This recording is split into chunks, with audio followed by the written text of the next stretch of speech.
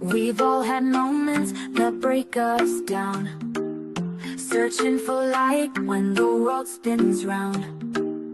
But in those cracks, the purpose is born, a new way to live when the old is torn. It's more than a story, it's the rise from the fall, a place where your purpose starts to call.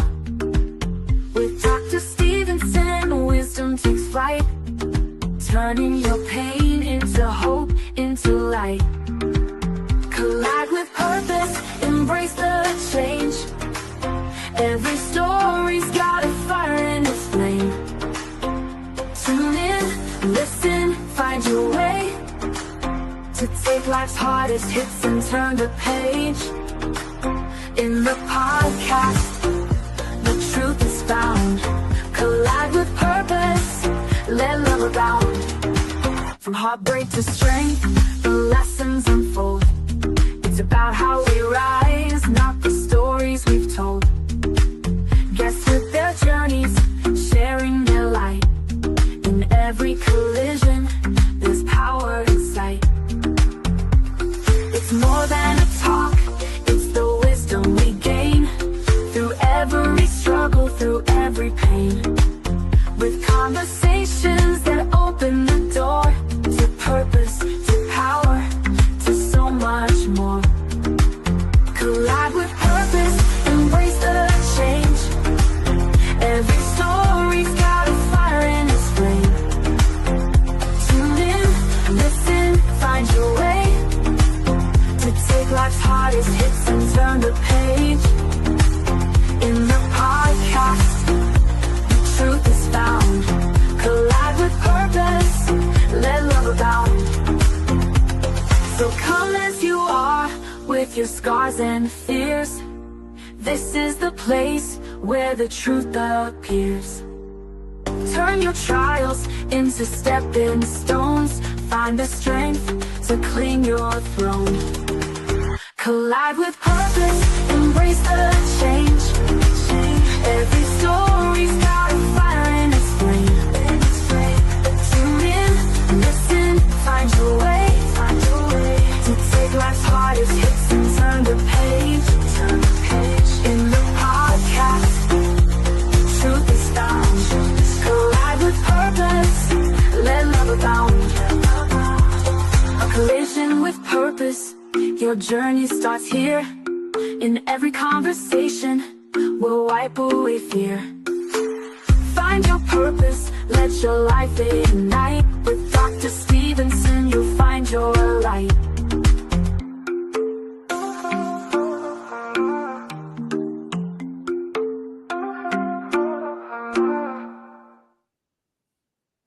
Good morning, good afternoon, good evening, and good night, wherever you're joining us from today. Welcome. Welcome to life-changing conversations to inspire actions, where conversations are designed to inspire reflection, growth, and meaningful action. Today, we're exploring a powerful and timely topic, the role of the diaspora in shaping the future of Jamaica. Across the globe, Jamaicans are making meaningful contributions in business, healthcare, leadership, sports, and community development. But what makes this truly powerful is not just where we are, it is how we stay connected, how we contribute, and how we use our influence to uplift others. Because when connection is paired with intention, it creates impact. And when impact is sustained, it transforms communities. Today's conversation is about responsibility, opportunity, and the role each of us can play in building something greater than ourselves. Our guest today is Dr. Binzie Davidson, Global Jamaica Diaspora Council representative for the West and Midwest United States.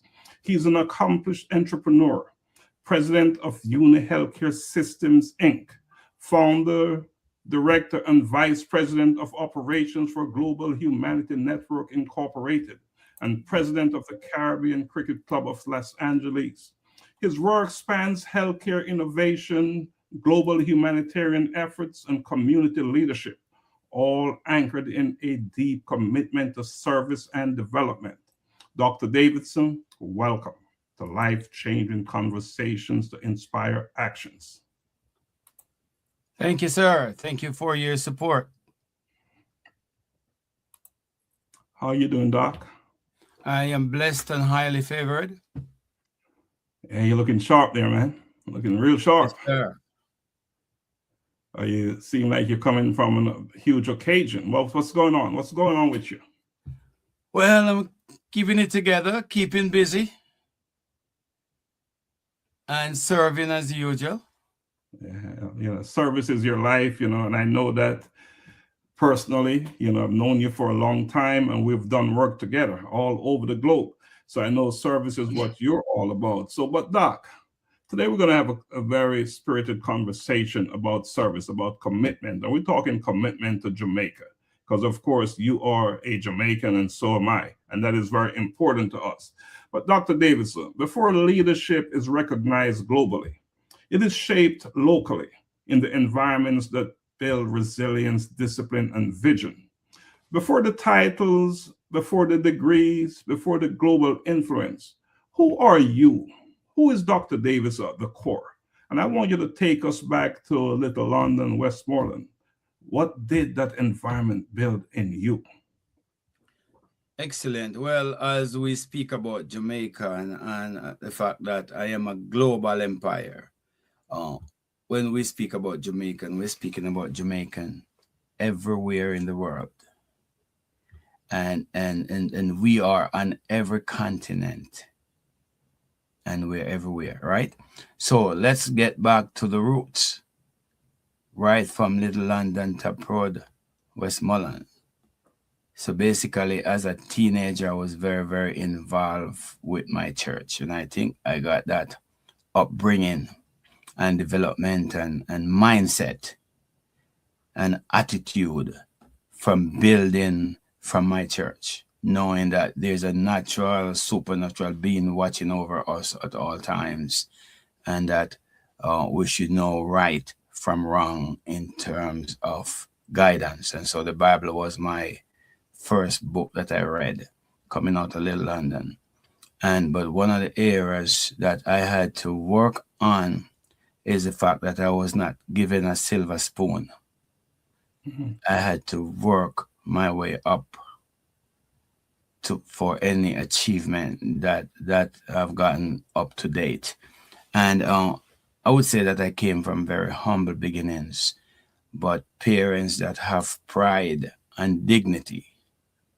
As I told everyone, that where I got my business acumen from is from my parents, because we have been involved in shopkeeping for over 100 years.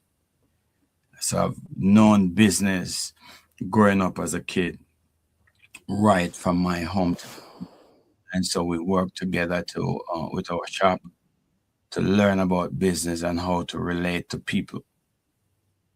Then at an early age, we were involved in school in terms of community development activities. And one of the areas that we started out with was the fact that I'm one of the founders of the Star of the West Youth Club. We, as a team, gave it the name. We built a board around it. And we started with sports. So within the Star of the West environment, we kept busy in the community where we built our cricket and soccer teams and worked together in the community to compete against each other in a healthy way. And so as we grow and build together within the community, you can imagine after 69 years, the community is still doing, the Star of the West Youth Club is still there, with a group of guys working together and so on. So I would say that from my upbringing, my community was part of my whole development. Everyone rallied around me and supported me. They didn't undermine my work. So that motivated me to work hard and to achieve whatever I've gotten today. And so my life promise is to give back to the communities that really helped me. and without any fanfare or any accolades, but to work privately to help humanity. And I moved to the United States 40 years ago. I'm celebrating 40 years here. And we follow the same trend in terms of working together for humanity, to help everyone.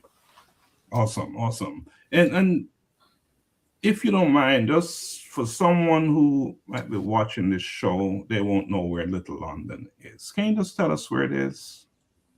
Right. Well, Little London is only approximately about, say, 6 miles from Negril.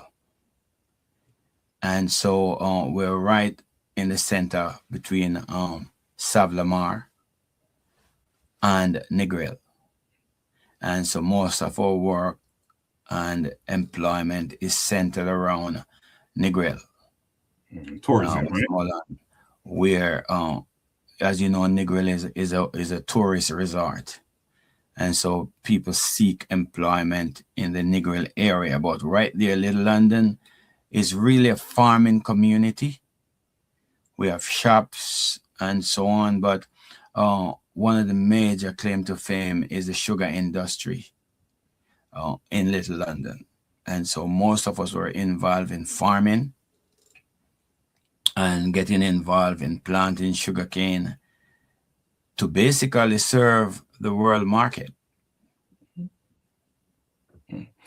So Little London is where it all started for you. Top Road. Yes, and Little London got its name from Big London, England, you know. Yeah, we understand that for sure. That's where it came from.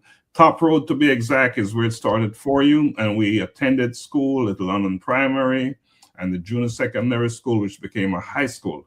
But Doc, you've achieved, you've done well in life, but it didn't just happen.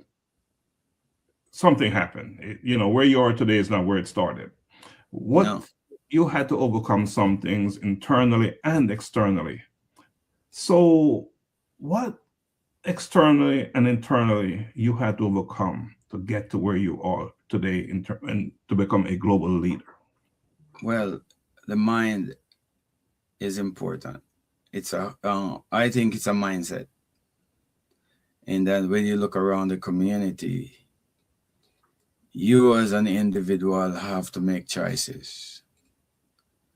And so you have to dig deep in terms of your belief system.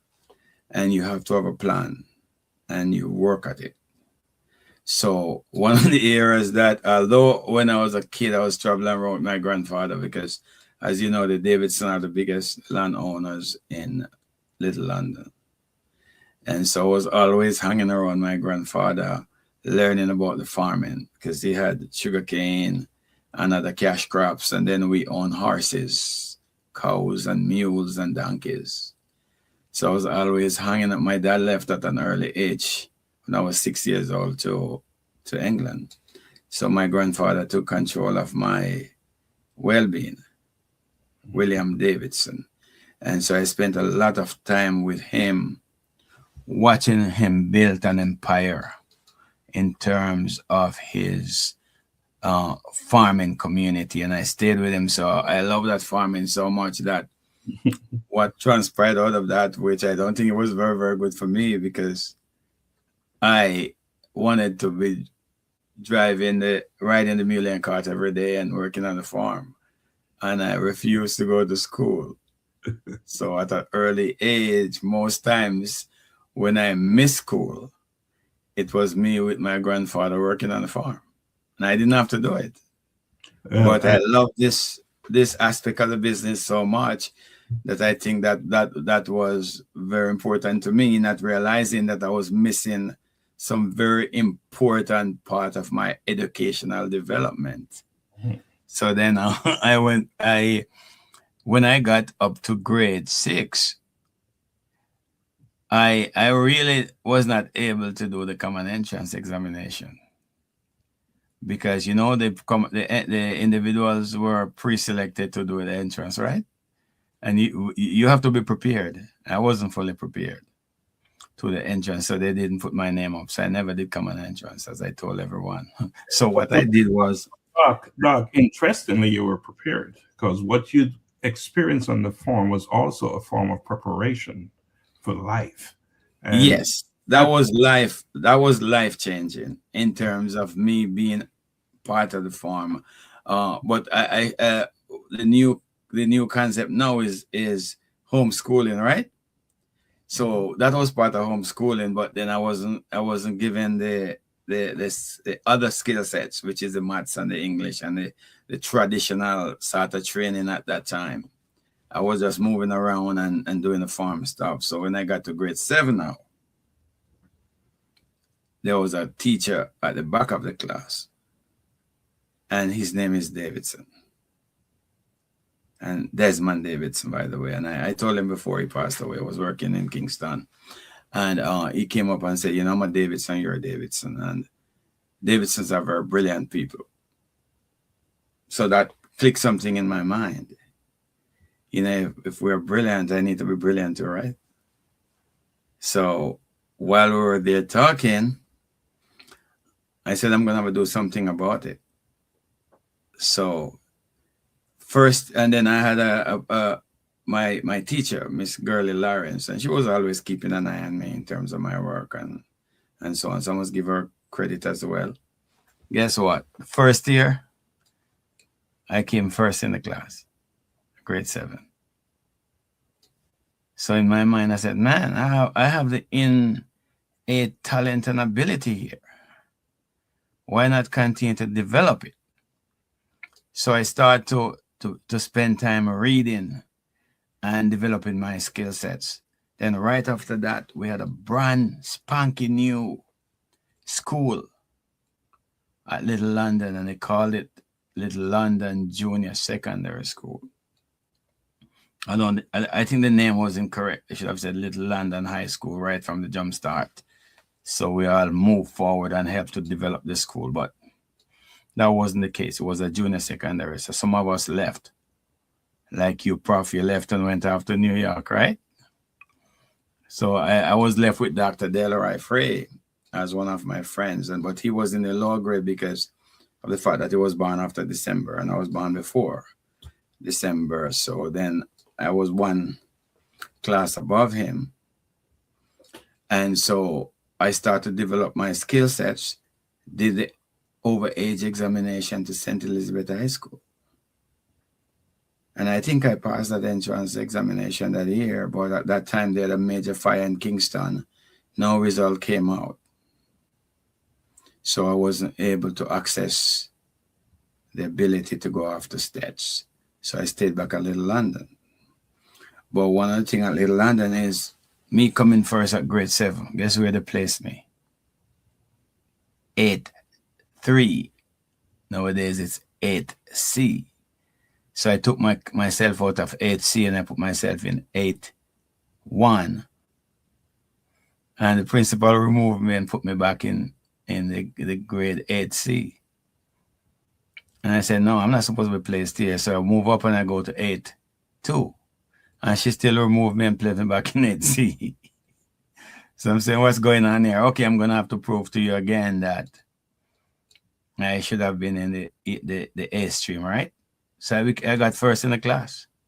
And at that same year, I passed 5 Jamaica school certificate examinations.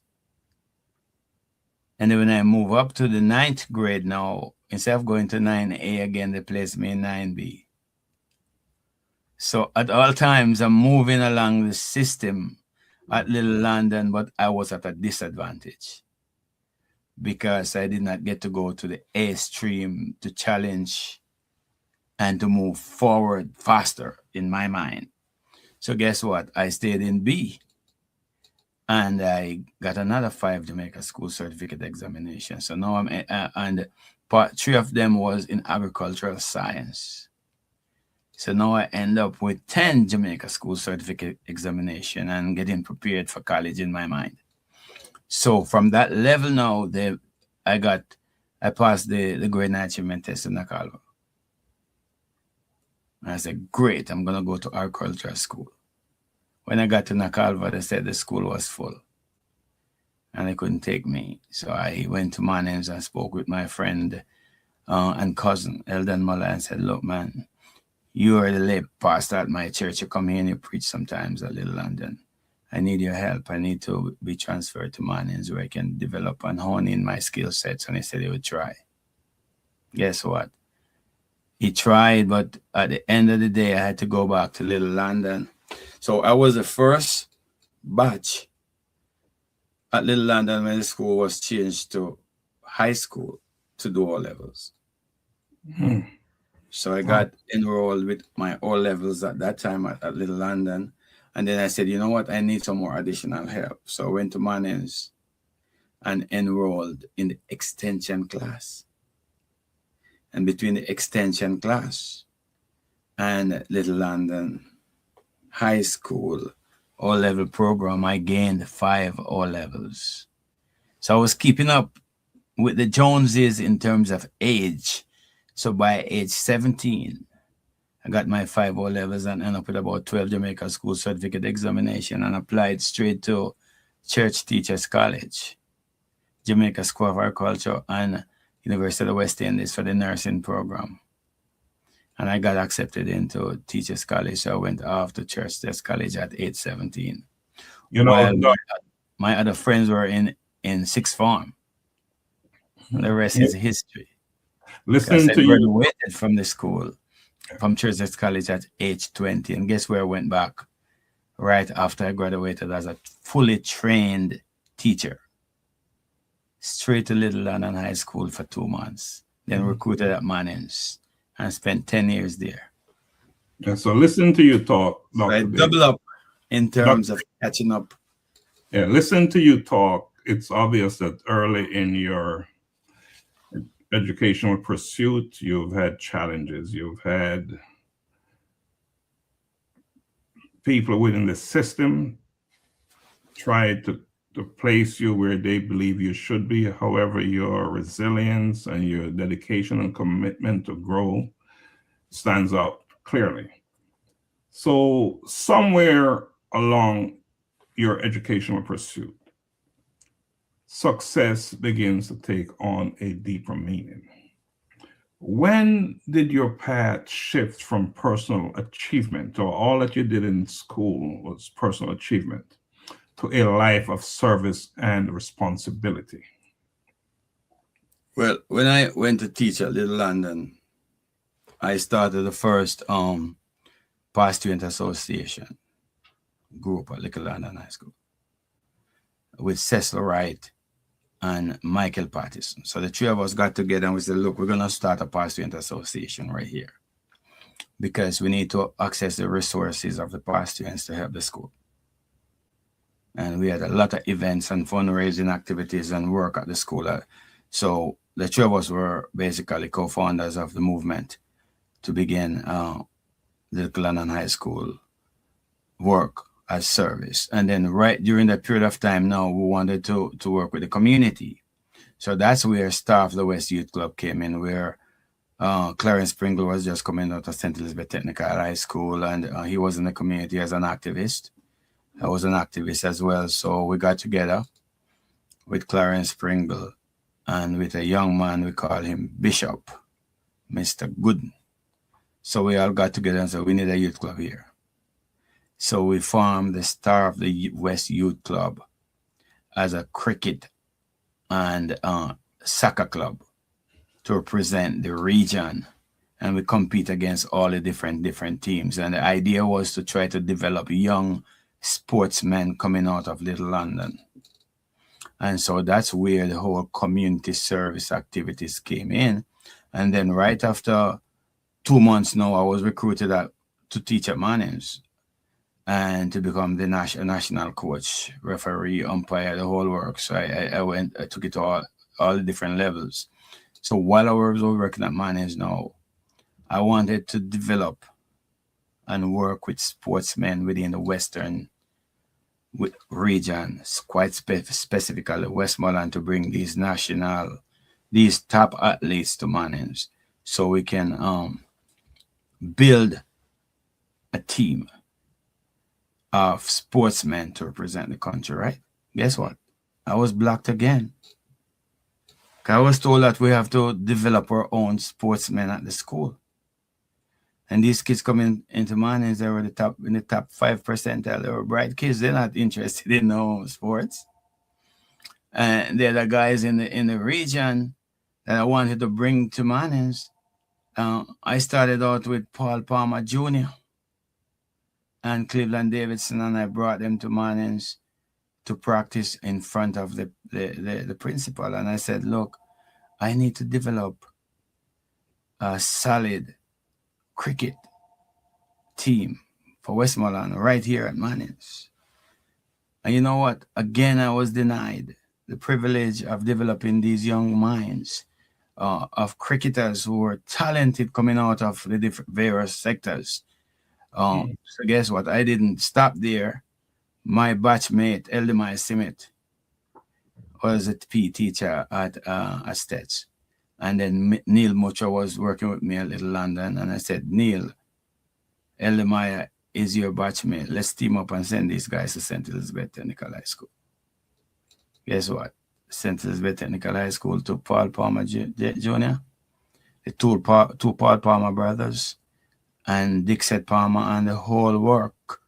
And also now a couple of my Woolcock, my cousins, most of them, there was a wide open opportunity for cricketers coming out of Little London to go to St. Elizabeth Technical High School. These guys won every single cup that you could imagine in Westmoreland, in Jamaica, and rose to the top to play for the parish and for Jamaica. So although we didn't get the opportunity at Mannings for those guys to attend the school, we gave them opportunity to go to other schools. Then not only cricket, soccer, we look at the whole entire parish. And track and field, we had the opportunity to get all these top athletes in the region. We didn't get them. They all moved to other schools in the country. But guess what? My first year at Mannings, even with the limited resources we had, I won Western Championship. With all the schools in the Western Jamaica competing at St. Elizabeth Technical High School, I brought 90 athletes and we won the Western Championship, both males and females. And went to Kingston to compete at the National Stadium. And at that time, my female team got fourth in the National Championship, and my boys' team got ninth. So with the lack of opportunities, we were able to develop our sportsmen right within the school without having to migrate other athletes to come to the school, and we still did extremely well. But as you were saying, in terms of other success, while I was teaching at Mannings, I saw a young kid in my class by the name of Gary Banhan. Very exceptional kid he was there, and I know he needed some support, so I stopped by his dad home in Little London and said, Mr. Banhan, you have an exceptional kid here, he needs some support. Can I come by and volunteer to help him out? And you know, for 6 months, I stopped by once or twice a week and help guide his education. And all of a sudden now, Mr. Banhan had 4 kids. And I was trying to guide all of them in terms of their educational development. And then he said, man, you know, Binzie, I have a lot of resources here. I can employ you to manage my kids' affair in terms of their education. And he employed me part-time to do the whole operation, to work closely with them. And then also I was his in-house accountant. So I had 3 jobs while I was working at Mannings.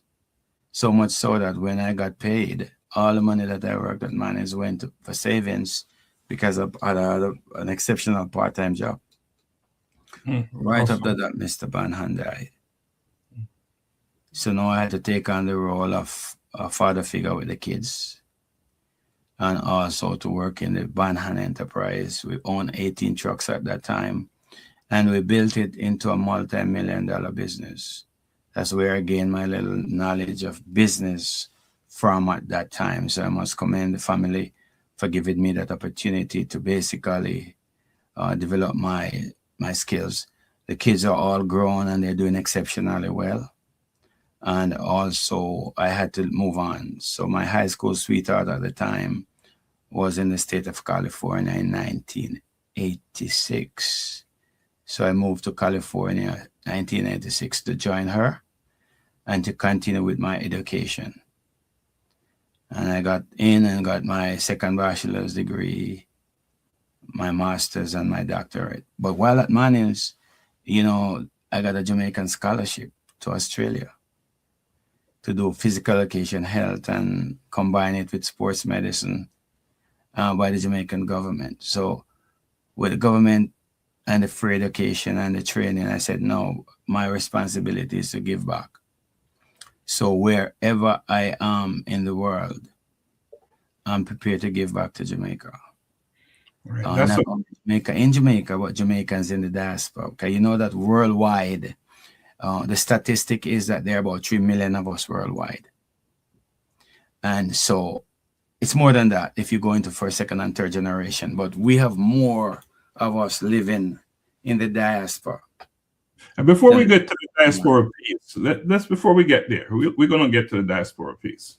Let's talk about, you've shown what you've done in the parish, in the schools, and with local businesses. You've shown your leadership there.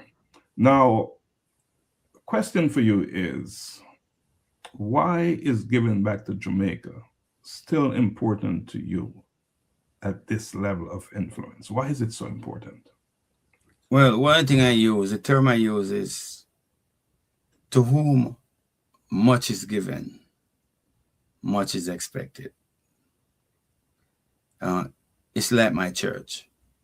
You know, you help the church to grow financially by giving your donation, right? So it's an innate ability, something in me to say, look, you know, be grateful, be appreciative. Somebody, your country, the individuals help you along the way, because in life, as you grow, you cannot grow on your own. You have influence, you have people around you. So basically, it's an opportunity to say, you know, we are built by our community wherever we are. And as a result, we need to give back. So that give back mentality is always on my mind. And so, you know, we do a lot of multiple tasks to achieve our objectives. And while we're doing that, in my mind, it's not all about us or me, but it's about others. What can you do to uplift others while you grow? So we all grow together as one, and that we build a system from the bottom up and at the top. Okay. And so my belief system is to help at all times, and it's not about the accolade or what it is that you can get out of it. You have to do it from your heart. Mm-hmm. Because if you're looking at trying to get something out of it, you're not going to be happy. You want to be very happy in terms of what it is that you're doing. And that's why people ask me, how come you do all these things? You know, basically, you do it because of the love and the dedication to help humanity. Yeah, so leadership, Dr. Davidson, at a national and global level comes with both opportunity and responsibility. You was recently elected as Global Jamaica Diaspora Council representative for your region. And we're going to talk about that. What responsibility do you carry that may not always be visible to others as the representative? Right, because although it's a voluntary job, I take this job serious. And so when I look at the whole diaspora, and especially the whole global diaspora, we as a people, as Jamaicans, we need to organize ourselves. We're a little disorganized. And so I take this responsibility very serious at my age, in that I stepped up to the plate to make a difference. And so yes, a lot of people were not doing it. When I placed my name on to run in October, November, December, I was the only person. Mm. Then January, somebody stepped in to run. So basically, there was nobody, and there was no representation at that for this year. And I said, no, we're not going to have the Midwest, which encompasses 25 contiguous states and have the richest states in the union. Just the state of California is the richest state in America. Richest economy. If you look at the state of California, just one state alone, the richest place in the world is the United States of America, right? The fourth richest place based on economy and gross revenue is the state of California. And we have no representation at this time for this year. We had it before, people represented the region, but no, we didn't have anyone now for this year. So I said, no, there's no way I'm going to leave all this dollar on the table and my people within the region not to be represented. So at my elder age, I've done the work already. You know, I worked in various organizations. Remember now, I have been working with the National Association of Jamaican and Supportive Organizations for 30 years. And we were the one that presented the whole idea of the diaspora movement to the Jamaican government, and recommended that they have a minister of state in the Ministry of Foreign Affairs for diaspora affairs to focus on the resources in the diaspora to help the country. And I've never missed a diaspora conference. I'm looking at all this and I said, no, man, we need true representation within the region at this time. And so I stepped up to be the representative, and I take it very serious. I will not be working with the state of California only. I'll be working with the 25 states in the region and identifying leadership within the regions to work with me. So somebody can say, okay, so are you doing this all by yourself? No. The first person I reached out to when I won the election was a person that ran against me. Mm. She's a young upcoming star. And I said to her, you know, and that she's Miss Porter. I said, Miss Porter, I would like to work with you as my co-chair to really build and grow the region. And not only being my co-chair, but I'd like you to work with me to be the representative, the lead under me for Illinois, where you're from. And she was very happy. She said, yes, I'll do it. So now we have a leader in Illinois that will be working with me, right? The same person we run against. And so we're trying to produce successive leadership here. Then I came back to LA and I said, who is a young professional that is in charge of the Global Jamaican Diaspora Youth Council? And Solange Sinclair is that one. She was elected. So I said, Solange, let's work together as well. Let's team up.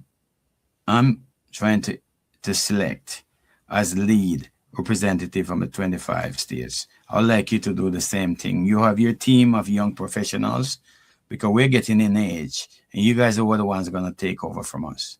So she's doing the same thing and she's exceptional. So now, right after that, I started to look at the various states. And then I came right back to California. And I said, which personnel within the state of California that's a lead person that is involved in organizational development that I can utilize? And guess who comes to mind? Mr. Patrick Williams. He is a leader within the state of California, and he's also the NAJASO representative for the West Midwest. So I selected him as the lead for the state of California, not knowing that his time as president of Jamaica Award Association is completed this year.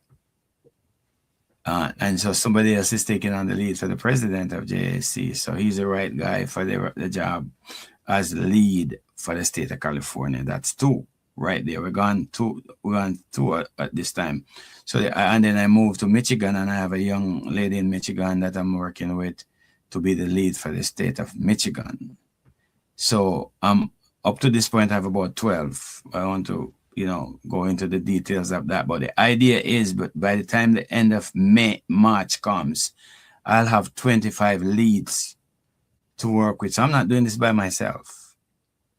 And the term is a 3-year term, right? So I have to help to put a system in place within my region to last. But not only that, today we had the training in terms of information from the minister in terms of the work that we're supposed to do as volunteers, and not as representative for the government. We are representative for the diaspora, and we are in an advisory role. So one of the areas that I'm looking at is now, how can I work with the southern region of the U.S. leadership, the eastern region of the U.S. leadership? So right within my region of the United States of America, we have to come together, and we have to be in one voice, because if we're not together, we're not going to achieve a lot. Absolutely. So the idea is to work together, and then we form what is known as, I'm forming what is known as an advisory group to look at what it is that we have and how can we help to modernize it. And as the Minister of State said today to us, guess what? There are various diaspora organizations across the world, which is different from the council. We're not the endpoint. There are other groups that are doing significant work for the country. But this is just one of the many groups. And the idea is for us to come together as a people to help. And guess what? When we're talking about help, we're not looking at helping Jamaicans in Jamaica only. Our focus is to help Jamaicans wherever they are in the world. That's our population in the diaspora. That's a solid point. As you make that point, let's talk about key priorities you believe must be addressed within the West Midwest region. Let's focus there for a second and talk about key priorities. What are some of the key priorities that you believe must be addressed within the West Midwest region? One is involvement and unification. We have to work as one body within our region first and be a model. And in order for, the key priority for me is to have representation, right? Because when we have representation within the region and to cover the 25 states, and when I say representation, it doesn't mean only Jamaicans. It means Jamaicans and supportive groups. There are a lot of people doing some significant work for Jamaica that are not Jamaicans. And so if I go into North Dakota or South Dakota and I see somebody who is making a difference for the country, I'm going to select that person. So yes, the first priority is basically putting a proper team together, because you can't do it all. And then from you form the team and working together now, one of the areas that I'm looking for is economic opportunities and development for our people within the region and outside the region to help our country. And the build up, we're on a quick, fast mission because we were just selected March 1st. And guess what? We have a diaspora conference coming up June 14th to 18th. And my goal is we need to bring at least 100 people to conference from my region. And the ones that I'm selecting are not just anybody. They're going to be business leaders. They're going to be presidents of various organizations within the region, because they have a story to tell. They represent groups, right? And so I'm looking at, say, for example, the Jamaica Women's Association of California right now. They have approximately 3,000 supporters within their group. And they have a membership, say, about approximately 70 or more, right? But the supporters are equally important. So now, and then we have our big events here in LA. So if you don't do a train the train, a program where you bring your leadership in that's running these groups into the country to learn from what is happening in terms of conference, and they can bring it back to their people. Most of the information that is shared at conference, if you just have friends and relatives, just show up and have a good time. Who is going to come back to present all those wonderful ideas that are presented at conference to the people? So representation is of paramount importance, because you want these leaders to come back in to share what it is that is being discussed at conference. And then a lot of things is going to be discussed. You're talking about what we do. We get a progress report from both the leader of the opposition and the prime minister. And also we have the government at your service coming in with their boots and everything, talking about governmental services and how to access resources to help the country. You know, so those are priorities that we can't leave money on the table, and we have to bring in leadership to understand what is happening in the country and how to help the country.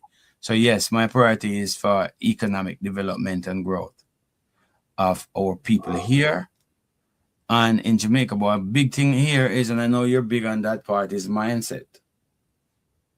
Because the mind is a terrible thing to waste. You know? And you know, our people are very smart. And I mean it from the bottom of my heart, because we have been traveling to this region for over 300 years. We just came by overnight because we got gained independence 60 years ago. I wrote a book on that, not just our catalyst for change. And in the book, Carol Moshet Kirk, who is the author, God bless her soul, she gone and she left the book in my possession. It states very clearly that every single significant change that was made in America, Jamaican Americans have a part to play in it. So all the achievements that were made in America, we're part of that system that made it, that helped to make the change. So if we can help to make the change in the greatest country on earth, can't we make the same change in Jamaica? So that is a question for that's always there in my mind. And then how can a small little island with a 2.5 million people achieve so much already? You know, I'm a sportsman by heart, right? Look at sports. We have the fastest man alive in the island. We have the fastest woman alive in the island. And we have developed a powerhouse in track and field in the world. We're an envy to the world. And I'm proud of it, because guess what? Now I can proud to say that I was a physical education and health education teacher and national coach in the island. And we can see the progress. Back then, you know, they believed that sports was nothing.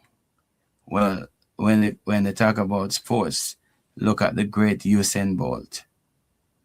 And he's just not, and then in America right now, do you know that there are over 500 Jamaican athletes at universities, various universities in the States, in training and contributing to the development of sports in the US?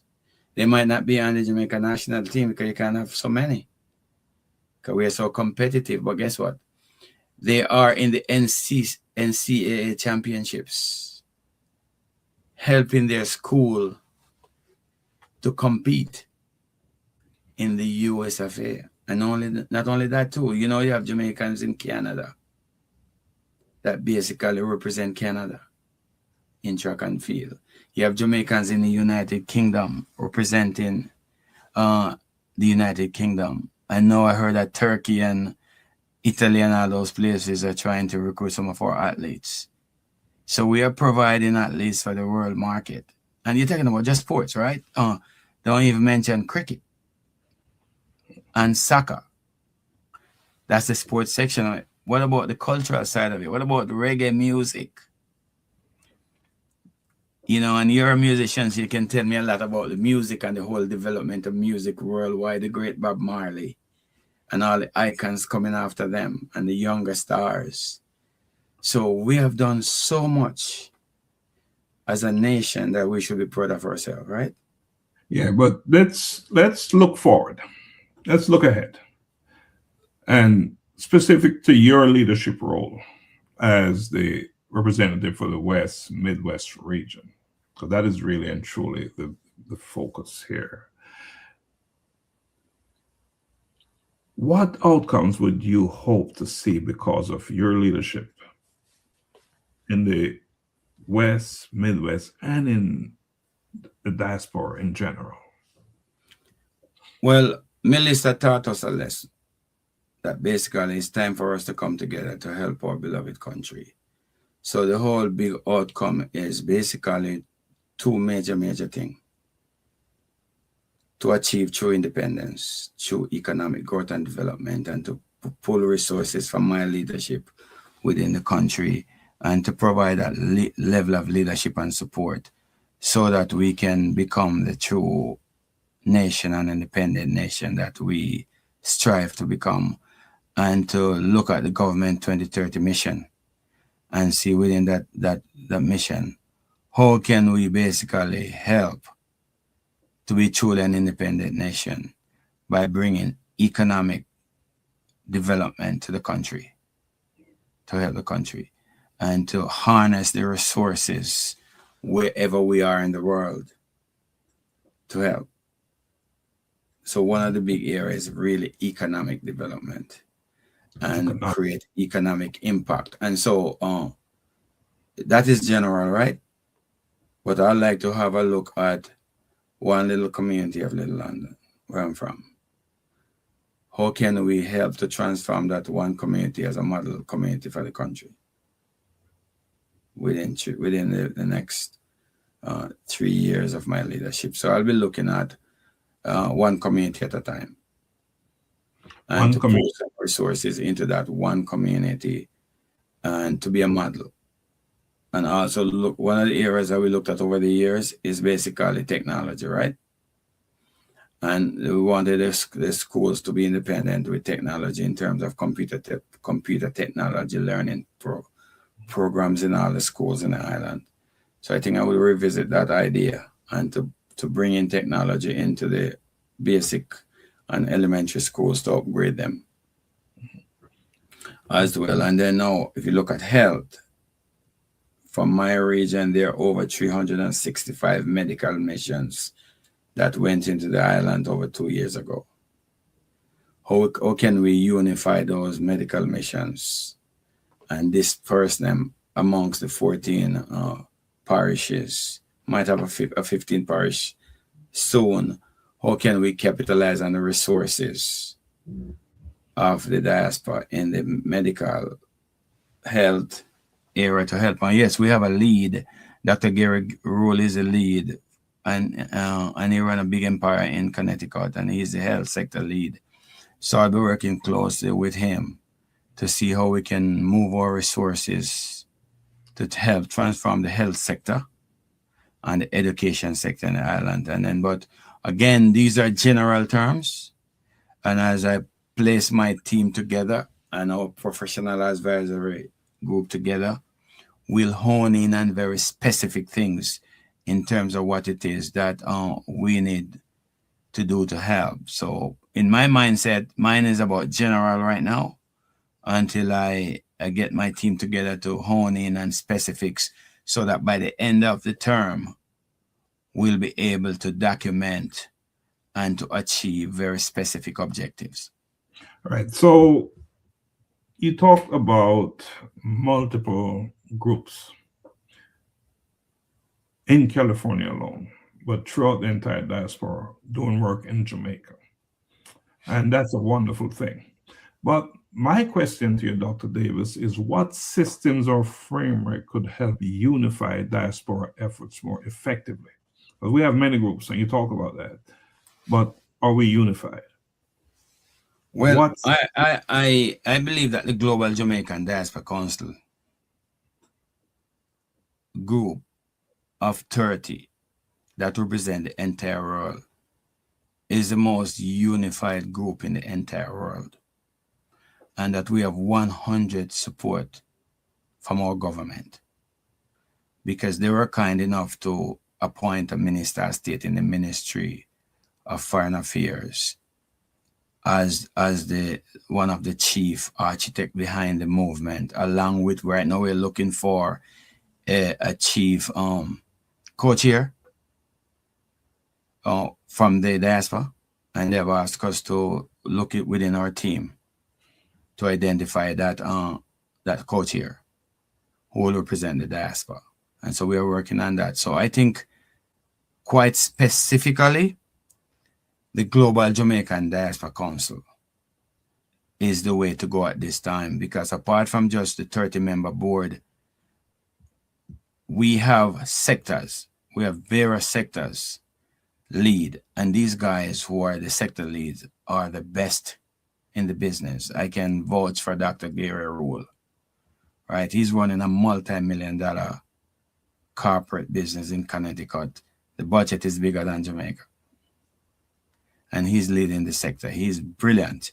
And I think we don't need to form another health group, because he is a lead that can really, really make a significant impact on the health sector. And then we have an education lead. Then we have a security lead already coming out of the diaspora group that is formed, right? I think though that's the way to go at this present time.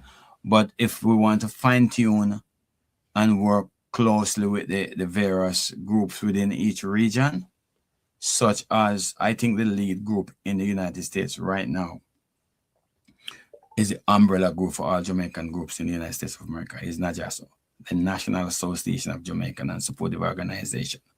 So I'm calling on all Jamaicans in United States to rally behind NAJASO and provide that level of membership and support to grow that out as a non-profit corporation in the United States of America. Then now you go to Canada. There's a Canadian group, Jamaican Association of Canada. I think the Canadians should build out that group as a major group within Canada. Then you go to the United Kingdom, and they have a non-profit group there, the United Kingdom Association. I think they should build out that group as a local group representing that area. And if you build out all those three major groups, along with the other groups that are representing the Caribbean, you have a lead that represents the entire Caribbean, that you can bring the Caribbean Jamaicans together. Then there's African Jamaican Association. We can bring the African Jamaican Association together. And then you have the Australian and all the ones in the Eastern Bloc. If you have those groups within their own sector, developing their system and helping, and then we all put it together, what a wonderful world it will become. So right. We have the different groups that can basically play a significant role in their region. And back in the US, I think NAJASO is the lead. And I'm calling on NAJASO leadership. I'm on the board to step up to the plate. And it begins with the leadership, right? And begin to lead. And if you are within a leadership capacity and you're not leading, you need to step down and give somebody else the opportunity to lead, because we're leaving millions of dollars on the table and our people need the help. So if you don't want to go across the border and you want to focus in on the US, I think NAJASO is the way to go. I've been on the board for 30 years. I was a president. We wrote a book, NAJASO, Catalyst for Change. We have a blueprint. And I think we should develop that group as the lead group in the United States of America to help Jamaicans in America and Jamaicans in Jamaica. Right. So you have some work to do there, right? NAJASO leaders, Yes. you need to step up to the plate and do the work you're called to do. Or there you go. Or get on. Luckily, I am on the board of NAJASO, and the board gonna be meeting soon next week. And my mantra is gonna be, look, guys, step up to the plate. All right, because we are leaving we don't want to leave anyone behind, and our people need us right now, especially with the aftermath of Melissa. Well, Melissa Doc, taught us a lesson, but guess what? we're at the hour mark, Doc, so we got to move on. So we're at the hour mark. Sustainable leadership is defined by what continues beyond the individual. Dr. Davidson, personal question here to you. How can your leadership contribute to building systems that create lasting impact? It's gonna take some planning, and you have to put all the professionals in place to come up with a concrete planning that makes a difference. Okay. And one of the big area is the unification of our people. Okay, if we're not unified and we're not working together, if we're divided, we're gonna fall. And fall is not an answer. It's not an option, huh? It's not an option for me. All right. So this segment here before we close is what I call the quick fire segment. So one word answer. So it's a moment for quick reflections, right? So influence or execution, which is more critical right now? We have to execute immediately. Execution is the key. Unity or strategy, which needs more attention? We have to have a real strategic plan to bring in the unity. So strategy is mine. Passion or discipline, which should be strengthened? The discipline. You can have a passion for everything, but if you don't work, and you're not disciplined, it's not going to work. So we have to be disciplined. This one word that defines the responsibility of your role as the representative for West Midwest. Leadership. All right. Awesome. So this brings this conversation to a meaningful close. Dr. Davidson, for those in the diaspora who want to contribute but are unsure where to begin, what is one practical step they can take today? Join the movement. Get involved and put your money where your mouth is. And so I'll be building a website to focus on diaspora affairs within my region and to involve each and every one, all the leaders within the group. So I'm currently working on the website so that you can make your contribution. And contribution can be in what form? It can be volunteering your time to be of service, or make a donation towards a project that you love and will execute. Do you have any projects in mind, any initiatives in mind? Yes, there's a major initiative that we're working on right now. Is basically one of the big areas is we have adopted Little London as a community. Little London High School is sitting right there and need a lot of help in terms of infrastructural development, and also the Little London Primary and the community of Little London. Reach out to your brothers and sisters. Give us the level of support. There's a health center right there that needs a lot of upgrade for the community. So one of my major focus within the next 3 years is to transform the community of Little London. And I was told that there is going to be an airport built in my community, the Negril International Airport. I'll be an advocate for that because that's going to be the game changer to transform the entire community so that we can all work together. So Little London is where it all started, and you're going back home. Yes. Transform Little London to do the work there. The model community for Jamaica. We want it to be a model community for Little London, for Jamaica. As someone who's from Little London, I look forward to that day, and I will support that. All right, Doc. So let me say thank you for your leadership, your insight, and your continued commitment to service. Today's conversation reminds us that connection is powerful. But what we choose to do with that connection is what truly creates impact.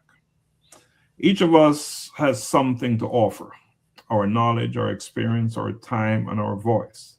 And when we use those gifts intentionally, we become part of something greater than ourselves. As we reflect, I leave you with 3 questions. How am I using what I have to make a meaningful difference? Who is being positively impacted by my actions?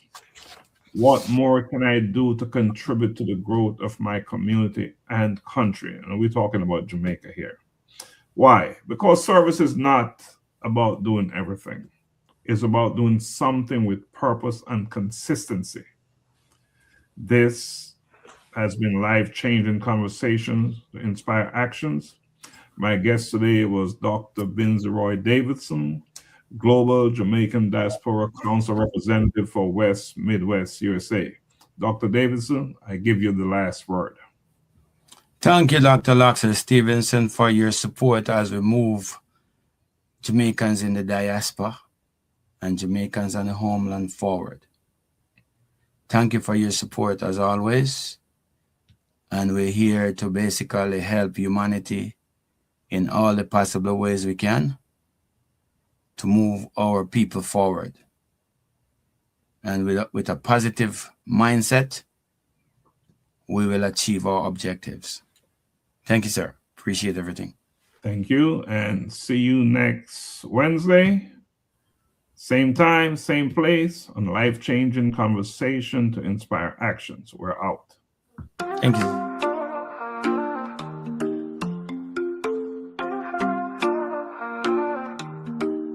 We've all had moments that break us down, searching for light when the world spins round. But in those cracks, the